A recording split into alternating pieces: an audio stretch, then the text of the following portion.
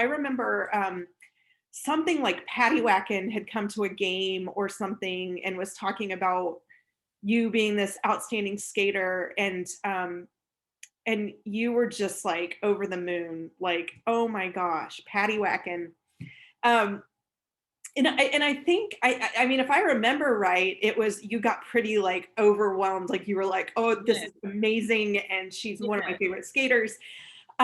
Could you provide some context? Because I want other people to understand, like there are people that will be watching this that don't know Patti Whackin. They don't know what that means, or why she matters. So if you could give a little bit of context about why that was so important and what it meant for you.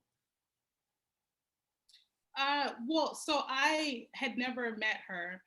I went back into the KCRW archives, and I'm like, oh, it's a Black skater. Oh my gosh, you know. And so once I started, you know, kind of researching her, and then I would talk to other skaters that skated with her, and they would give me all type of like just stories. Anytime we were away at tournaments or even champs, they would talk about Patti Whackin, and I would just sit there and just be just amazed, like, oh my gosh, I wish I could have skated with her. I wish I could have found this sooner, so I could have had that opportunity to skate with her. And plus, the stories that I would hear, I'm like, there's no way that that could even be possible because the little things that I'm doing, you know, that, you know, it seems to be getting, you know, like it just seems to just not make me feel welcome. You know, like if I was to lay someone out, it's like, oh, you know, make sure you go apologize, or make sure that you're gonna make sure, you know, that we're still cool. And it's like it wasn't like that back then. Yeah. And the stories that I would hear, Patti, listen, she done things that I could have never done on my best day. You know what I mean? And so hearing that, I often wondered if she experienced the things that I was currently going through. So when I seen her and I looked up in the stands and saw that she was there, I completely just freaked out and just, I couldn't even focus on the game. But just seeing her was important for me. It was extremely important because, I feel like representation matters. You know what I mean? And just how I felt seeing her, I know that I've made other little girls feel like that. You know, even when I've had, I think it was like game two, maybe in 2019, I was pretty much, I felt like I was at my end when it came to skating. I was just tired of fighting to just be accepted.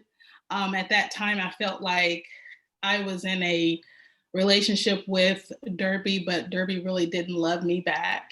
And it's like trying to be in a relationship with someone who doesn't love you sucks. It hurts. It's hard. And it's like no matter how much time I spent, no matter how I try to make my skills better, I'm still running into the same situations and these same microaggressions. And it's like I just got to a point where I was like, I think I'm done. And I believe it was a game where we had the Girl Scouts. Oh. And all throughout the first half, I was not there. I wasn't there at all. I think I was about ready to just unlace for the last time until my coach, hey, I'm pretty much done and I can't finish the second half. Saw a group of Black girls. It was a group of 3 or 4 Black girls. And they were over to the side. They had a poster with my name on it. Apparently, they were yelling my name the whole game. I didn't even notice them. I skate over to them, and their mom is just like, oh my gosh, they love you, and I'm signing their poster, and they're like, Foxxi, when I grow up I want to skate and be just like you. And one of them said, my mom, she's actually letting us do juniors. And they were just so excited, like, Foxxi, oh my gosh. And the only thing that I could think I was like, oh no, baby, no. Like, Oh, baby, this is all a show. Like, I'm not really 100% welcomed here. And I wanted to tell them, I didn't want to burst their bubbles, but just seeing how excited they were. And I'm like, baby, you don't know the things that I've gone through. You don't know that my first night of being, excuse me, my first night of being drafted, I had a teammate approach me and ask me if I had my Derby name. And I told him, no, not yet. And she says, you should choose the name Token. oh, good And I Lord. asked her, why is that? And she's like, well, you're the only Black one, so why not? And then weeks later, hearing the same teammate use the N word Oh my God. in front of like the whole team, and I'm just looking around to see, did anybody else hear it? And it's just like I'm looking at these little girls and I'm like, baby, I would never want you to have a game be delayed in Wichita, to have a tournament be delayed in Wichita because the refs were discussing whether or not you can skate because of your hairstyle. So Are you I'm kidding? looking at these little girls and they are just so excited. Yeah. And so it's like they're so excited. And I just want to tell them, no, baby, no, no, no, no, no. And so and like I saw how excited they were. And instead of me telling them, hey, baby, this is not a place for you, they say that they accept everyone, but they really don't. You will have enough fight in your real life out there. You don't need anything else adding to it. You know what I mean? Like that's how I genuinely felt. And then as I'm signing and as I'm looking at them, and they are just so excited, there's nothing that you can tell them. It's like, yeah, yeah, yeah, I'm ready to do this. And it was at that moment I realized I got babies coming behind me. I got Foxys coming behind me. I got Mambas coming behind me. I have Sings coming behind me. I have Dreadlocked and Loadeds coming behind me. Yep. So when I saw that, it lit a fire under me. It lit a fire to where I was calling out any and everything. And to also know that people of color has left our league because of racist issues. Like when I saw that, I was like, there is no way that these babies will experience a fraction of what I did.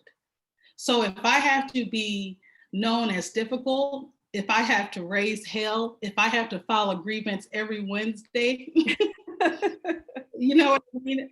Then so be it. And it was at that moment to where I did not want my legacy to be, oh, I'm Foxxi, the big bad, tough skater, and I lay everybody out.